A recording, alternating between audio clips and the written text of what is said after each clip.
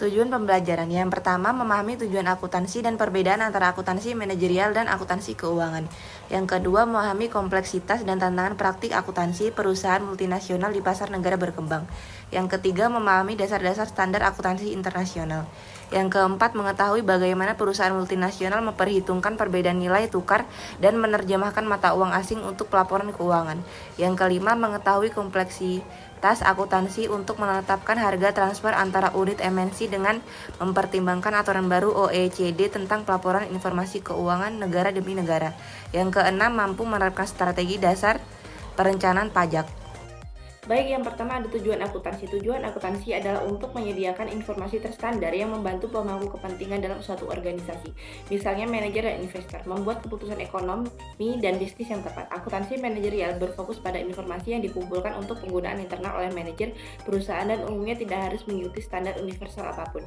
Sebaliknya, akuntansi keuangan memberikan informasi kepada pemangku kepentingan eksternal mengenai kinerja perusahaan, pemilik saham, pemegang obligasi, dan investor lain, misalnya bank, memerlukan informasi yang relevan, valid, dan andal, secara konsisten diterapkan pada semua organisasi tentang keuangan suatu perusahaan.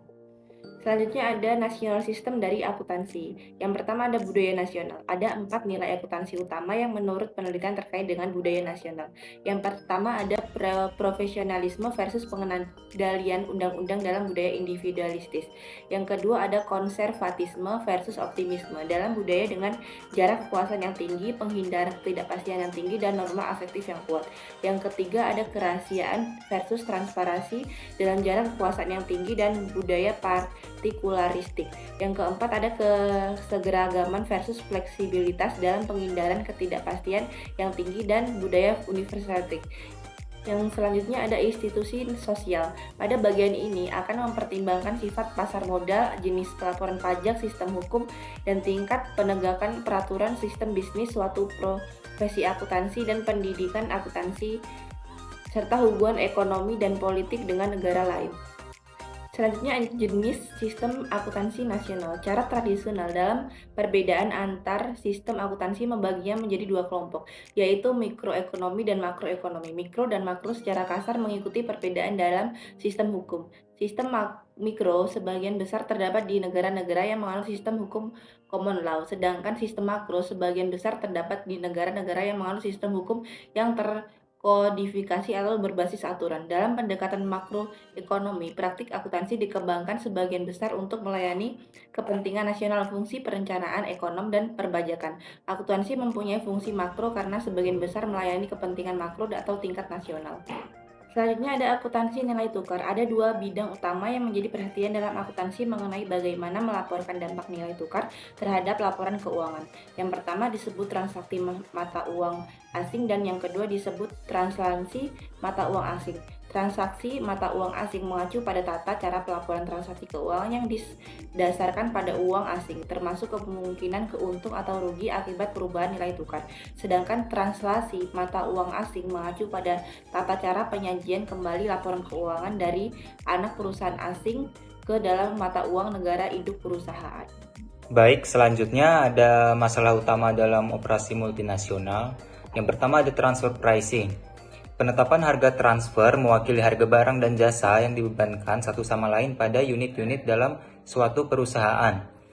Unit-unit ini saling bertukar jasa, misalnya call center, kemudian komponen manufaktur, barang jadi, bahkan hasil R&D satu sama lain. Salah satu tugas akuntan adalah bagaimana menetapkan harga yang terukur untuk pertukaran intra perusahaan ini. Contoh, sebuah perusahaan multinasional Amerika yang menghadapi tarif pajak yang lebih tinggi di Amerika dibandingkan dengan anak perusahaannya di Thailand. Jika anak perusahaan di Thailand membebankan harga transfer yang lebih tinggi kepada perusahaan induk untuk barang yang dijual kepada induknya, maka anak perusahaan tersebut akan memperoleh lebih banyak keuntungan di Thailand. Alternatifnya, karena perusahaan tersebut membayar harga yang tinggi untuk barang-barangnya, perusahaan induk AS akan memperoleh keuntungan yang lebih sedikit pula. Kemudian ada perpajakan internasional.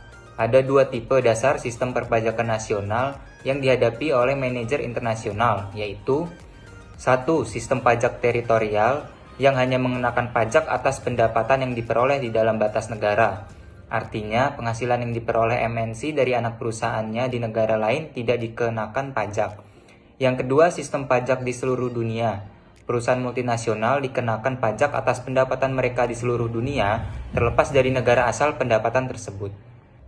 Strategi perencanaan pajak. 1. Kapitalisasi tipis. Strategi pajak kapitalisasi tipis adalah praktik di mana sebuah perusahaan meminjam dana dari anak perusahaan atau afiliasi di negara dengan tarif pajak yang lebih rendah, kemudian menggunakan bunga atas pinjaman tersebut untuk mengurangi laba yang dikenai pajak di negara dengan tarif pajak yang lebih tinggi. Hal ini memungkinkan perusahaan untuk mengurangi kewajiban pajaknya secara legal, namun seringkali menjadi perhatian pemerintah karena dianggap sebagai upaya untuk menghindari pajak. Kemudian ada pendekatan model bisnis. Strategi pajak pendekatan model bisnis adalah pendekatan yang mempertimbangkan struktur dan aktivitas bisnis suatu perusahaan untuk mengoptimalkan kewajiban pajaknya. Ini melibatkan pemahaman mendalam tentang model bisnis perusahaan dan penerapan strategi perpajakan yang sesuai, seperti penggunaan perjanjian penghindaran pajak ganda, transfer pricing yang adil, dan pengaturan investasi yang efisien secara pajak. Tujuannya adalah untuk memaksimalkan efisiensi pajak perusahaan dengan tetap mematuhi hukum dan peraturan perpajakan yang berlaku. Baik, materi selanjutnya yaitu pedoman dasar laporan akuntansi. Jadi ada 4 laporan keuangan utama. Yang pertama ada neraca, yang kedua ada laporan laba rugi, yang ketiga ada laporan arus kas, dan yang keempat ada laporan ekuitas pemegang saham. Nah, yang pertama neraca. Jadi neraca itu memberikan informasi rinci tentang aset kewajiban dan ekuitas pemegang saham perusahaan. Nah, ada 3 poin penting dari neraca, itu aset. Nah, jadi aset itu merupakan sesuatu yang dimiliki suatu perusahaan yang mempunyai nilai.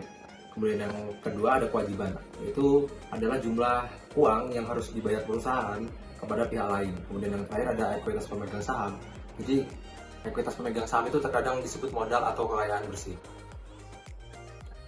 Selanjutnya yaitu ada laporan laba rugi. Jadi laporan laba rugi adalah laporan yang menunjukkan berapa banyak pendapatan yang diperoleh perusahaan selama periode waktu tertentu. Biasanya itu dalam 1 tahun atau beberapa bagian dalam 1 tahun. Nah, laporan laba rugi juga menunjukkan biaya dan pengeluaran yang terkait dengan perolehan pendapatan tersebut. Intinya, literal dari pernyataan tersebut itu menunjukkan bahwa laba atau rugi bersih dari perusahaan. Ini memberi tahu perusahaan berapa banyak keuntungan atau kerugian yang diperoleh perusahaan selama periode tersebut. Laporan laba rugi juga melaporkan laba per saham atau IPS. Jadi perhitungan ini memberitahu perusahaan berapa banyak uang yang akan diterima pemegang saham untuk setiap lembar saham yang mereka miliki jika perusahaan membagikan seluruh laba bersihnya untuk periode tersebut. Baik, selanjutnya ada laporan arus kas. Jadi laporan arus kas itu melaporkan arus masuk dan arus kas keluar perusahaan. Laporan arus kas terbagi menjadi 3 bagian. Jadi yang bagian pertama itu aktivitas operasi. Dari laporan arus kas itu menganalisis arus kas perusahaan dari laba atau rugi bersih. Kemudian aktivitas investasi.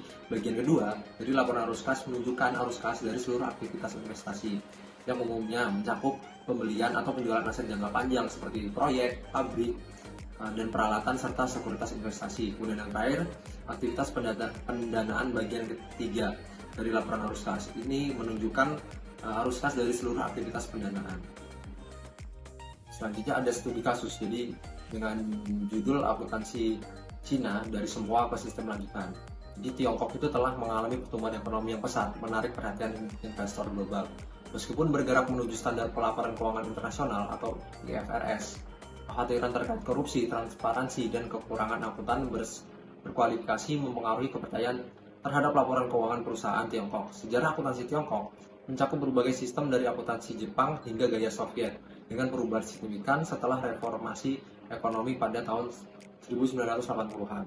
Namun, praktik akuntansi yang beragam membuat evaluasi kinerja keuangan sulit. Selain itu, masalah seperti korupsi dan hubungan yang tidak pantas dapat mempengaruhi laporan keuangan. Meskipun banyak perusahaan Tiongkok mencatatkan sahamnya di bursa Amerika, muncullah praktik merger terbalik menimbulkan kekhawatiran akan penyimpangan akuntansi.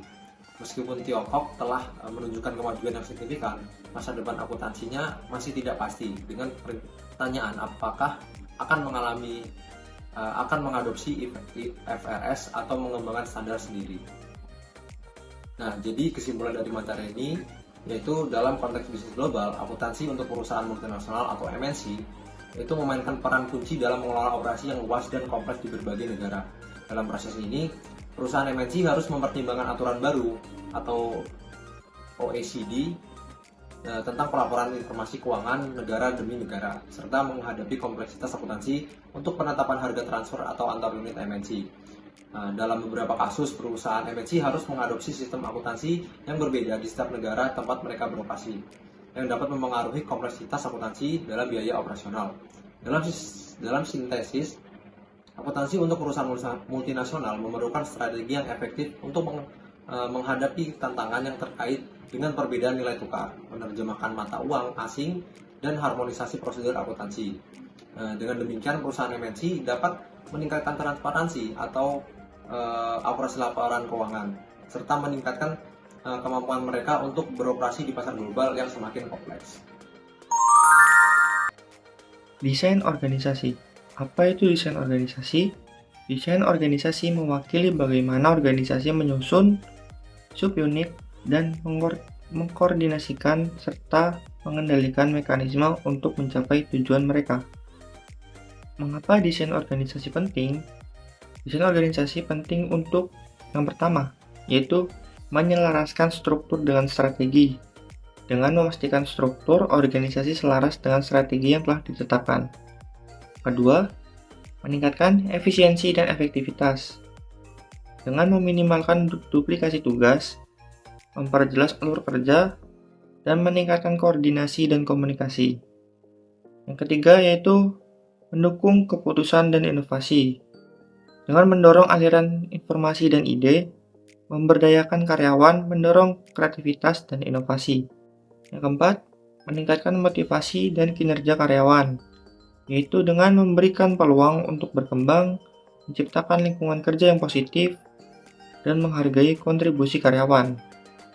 Yang kelima, memfasilitasi adaptasi dan perubahan, dengan kemungkinan organisasi untuk merespon dengan cepat terhadap perubahan, yaitu mendorong pembelajaran dan pengembangan keberlanjutan agar meningkatkan kemampuan organisasi untuk bersaing.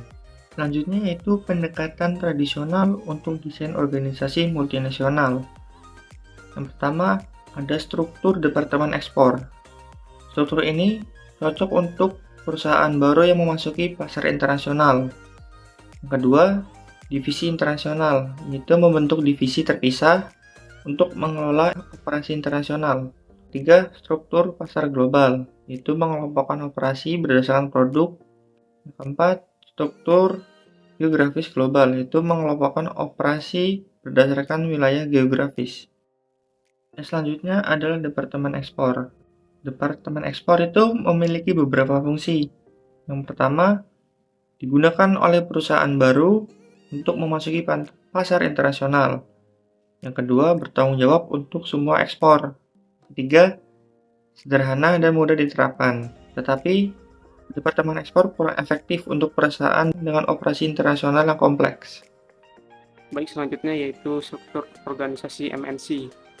Struktur transaksional akan berfungsi dengan baik ketika industri menjadi sangat kompleks dan tidak stabil. Dalam situasi seperti itu, hierarki tipikal mungkin tidak berfungsi. Misalnya saja perusahaan seperti ASEA Brown Boveri atau Philips Electronics beroperasi di industri yang sangat kompleks, di mana batas-batas tradisional perusahaan telah hilang, dan di mana operasi global dan operasi lokal perlu diintegrasikan untuk membangun keunggulan kompetitif. Namun, serupa dengan organisasi matriks, struktur transaksional sangatlah rumit untuk dikelola. Berbeda dengan struktur lainnya, tidak ada bentuk pasti yang dapat diambil oleh struktur transaksional. Baik, selanjutnya di sini ada studi kasus. Siemens, perusahaan multinasional yang berbasis di Jerman, adalah salah satu perusahaan terbesar yang memproduksi banyak produk dan layanan informasi dan komunikasi di sejumlah besar industri seperti transportasi, energi, tenaga angin dan energi terbarukan, serta perawatan kesehatan. Perusahaan ini memiliki lebih dari 348.000 karyawan yang berbasis di lebih dari 200 negara. Siemens hadir di semua pasar negara berkembang seperti India, Brazil, dan lain-lain. Untuk memanfaatkan sepenuhnya kapabilitasnya yang luas dalam pengetahuan global, Perusahaan meluncurkan beberapa sistem manajemen pengetahuan untuk menghubungkan karyawannya. Misalnya, sistem manajemen pengetahuan Siemens ShareNet diciptakan untuk menghubungkan lebih dari 17.000 karyawan, penjualan dan pemasarannya di seluruh dunia. Selain itu, sistem manajemen aplikasi global awalnya dikembangkan di India dan diluncurkan di seluruh dunia untuk menyatukan karyawan di industri teknologi.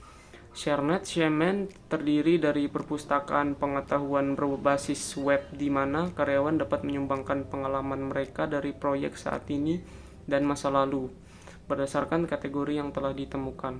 Sistem ini juga mencakup forum permintaan mendesak di mana karyawan dapat mengirimkan pertanyaan mendesak dan pengguna lain dapat memberikan jawaban atas pertanyaan tersebut.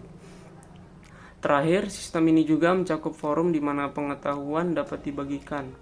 Meskipun beberapa pengetahuan dapat dengan mudah dikomunikasikan kepada orang lain, bentuk pengetahuan lainnya dapat bersifat diam-diam dan Siemens memiliki proses bawaan untuk memastikan bahwa pengetahuan diam-diam tersebut dapat dikomunikasikan kepada orang lain. Sebaliknya, sistem manajemen aplikasi global Siemens dikembangkan secara khusus untuk solusi teknologi informasi dan layanannya. Sistem manajemen pengetahuan dikembangkan untuk memastikan bahwa karyawan dapat dengan mudah mengakses basis pengetahuan perusahaan sehubungan dengan solusi teknologi informasi. Selain itu, perusahaan menginginkan sistem yang memungkinkan karyawan untuk berkolaborasi di seluruh dunia tanpa perlu melakukan inovasi baru. Terakhir, Siemens berharap bahwa sistem baru ini akan membatasi brain drain pada karyawan yang keluar sekaligus memfasilitasi pembelajaran bagi karyawan baru.